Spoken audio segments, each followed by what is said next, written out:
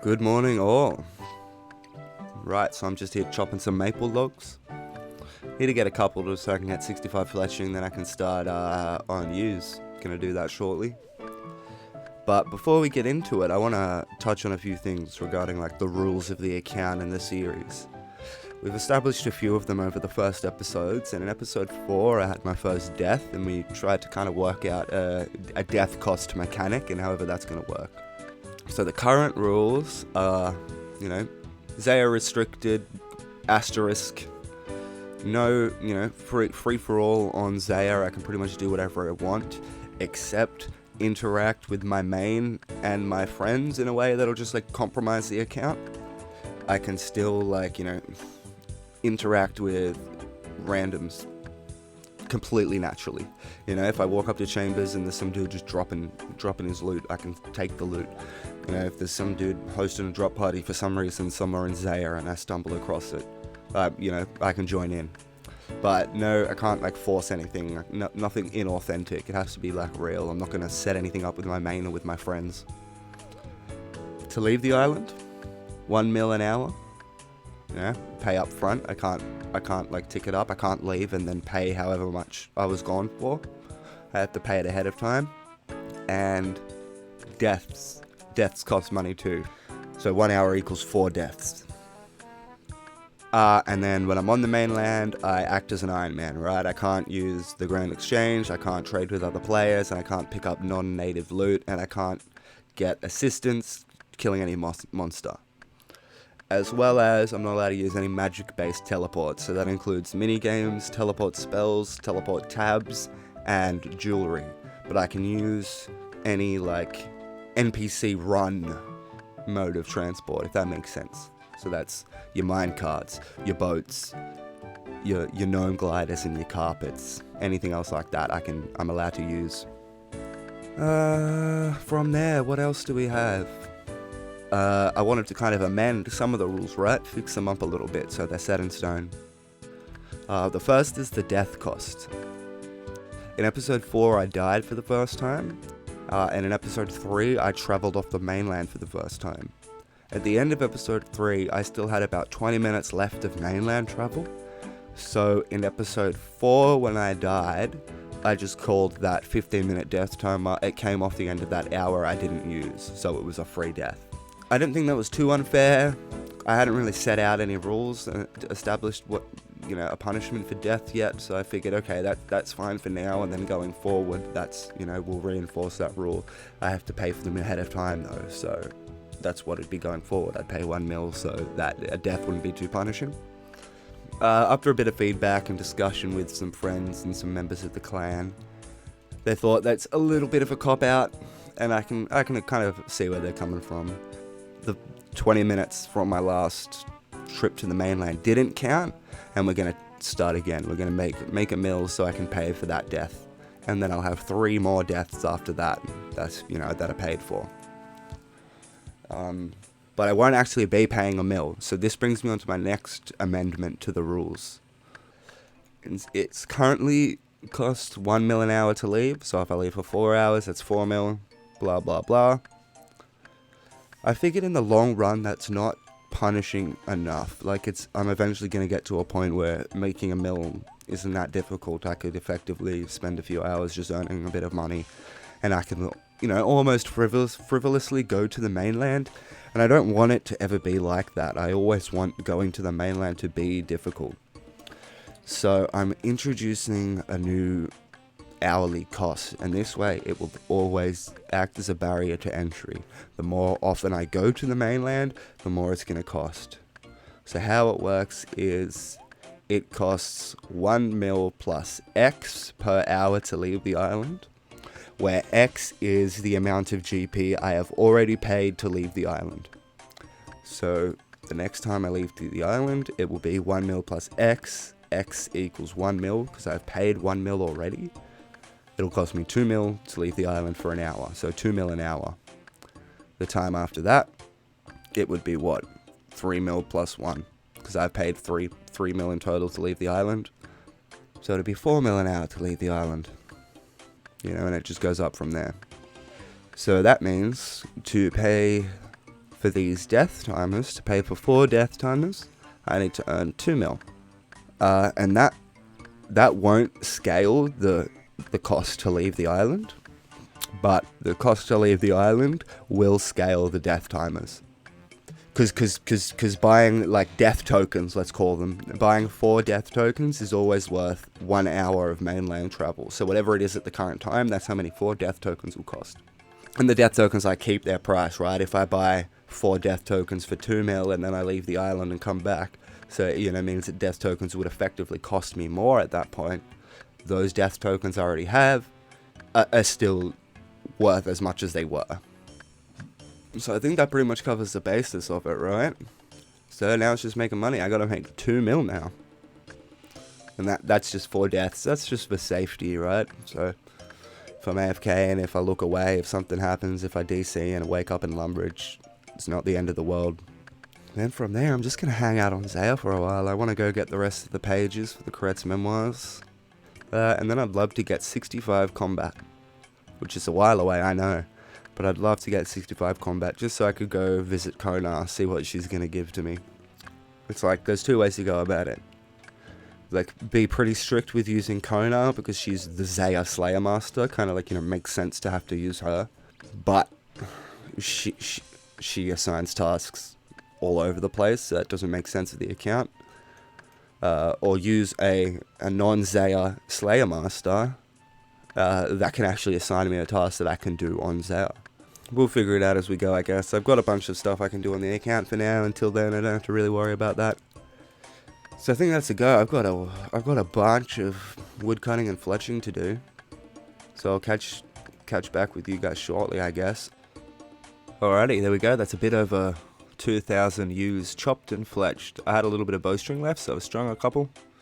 A little bit of maples I had left over to get me what I needed to do the ewes there and there.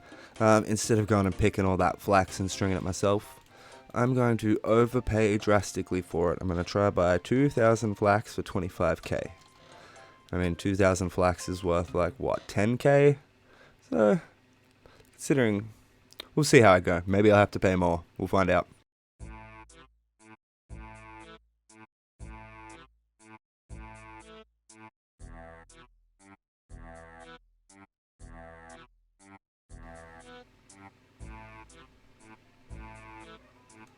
Holy shit.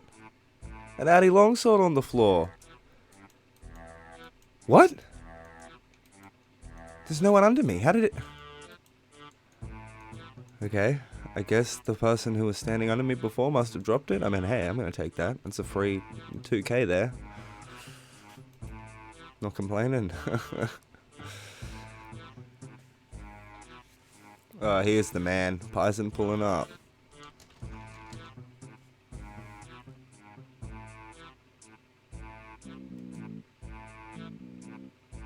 He's gonna there you go, he's gonna try a reason with me, take it or leave it. I guess I'm gonna have to... Look at that, awesome.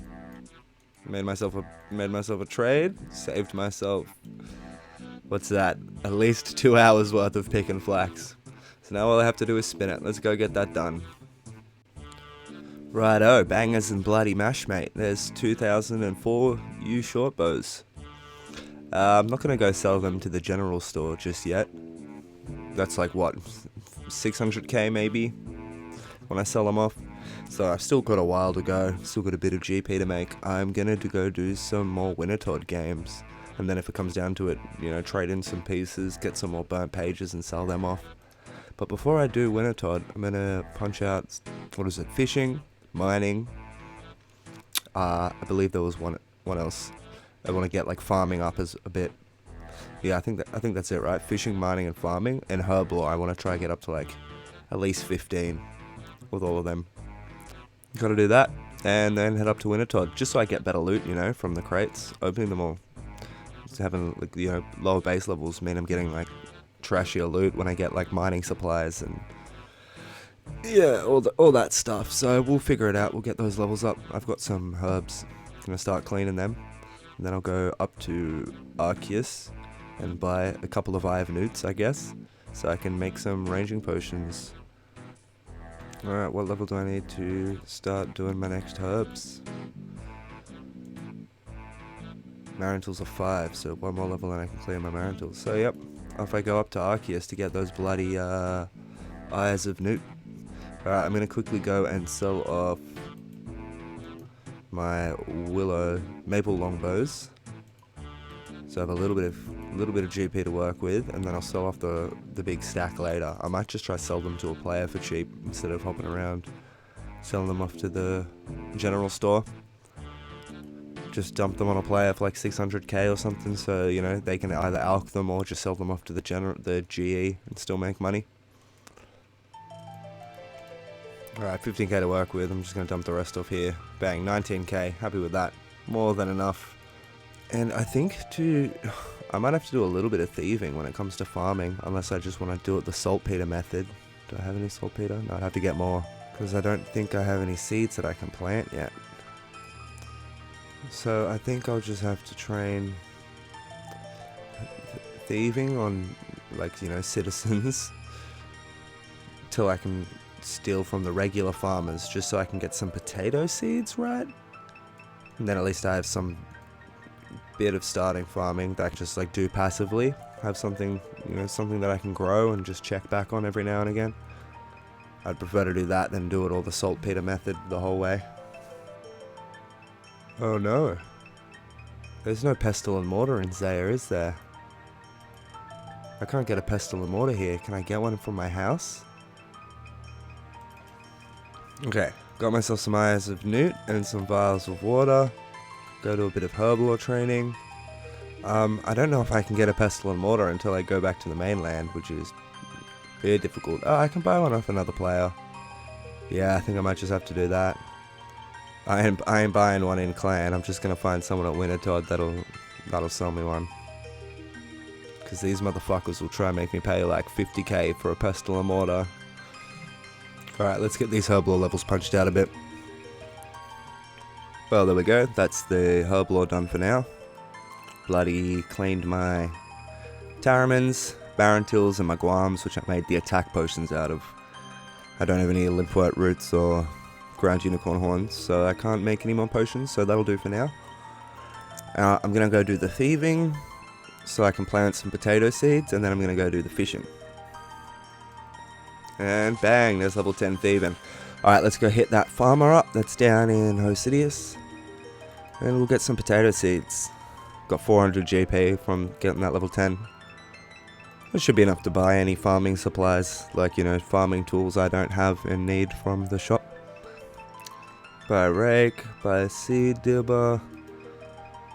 Secateurs, I don't think I really need them. Alright, I do already have a spade, but bought another one just in case. Trowel and a watering can. Oh shit, look at this. Some gang activities going down. Look at these bad boys. Maybe one day I'll take them on. Alright, I'll steal from this guy for a little bit just to get enough seeds to do a couple of bloody farm runs. Alright, 12 potato seeds. Nearly made 2k off that little 1 hour farming, thieving grind there. That gives me what, like 2 rounds. I'll figure it out later, honestly. I'm not gonna sit here and do this for another hour just now. We'll come back later after I've paid the 2 mil. If I need to. We'll just get a little farm run done for now. Alright, I'll get a tiny bit of XP here from raking all the patches. Oh, there's level 14. Alright, that's those done for now. I'll rake these 2 patches, but that won't get me another level. I'll have to wait till I can come back and harvest these. So, I guess next I'm going to head down to Land's End and get my fishing up. Actually, I'll probably head up to KidKourend Castle and do the mining, just at the rocks just outside KidKourend Castle. Because I think there's copper and tin there, isn't there? Start the copper and tin there. And then I'll head over and catch the boat from Port Pisk over to Land's End, so I can finish off the fishing. Ah, beans. It's not this mine. It's the bloody one south at, like, Hosidius Ruins. Right there. Yeah, tin and copper. Bah! Fool. Now I have to walk all the way back there. Doi. Alright, here I am down at the south mine. I'm probably going to bank all these ores because they'll come in useful later. Training smithing and stuff. Just those early levels.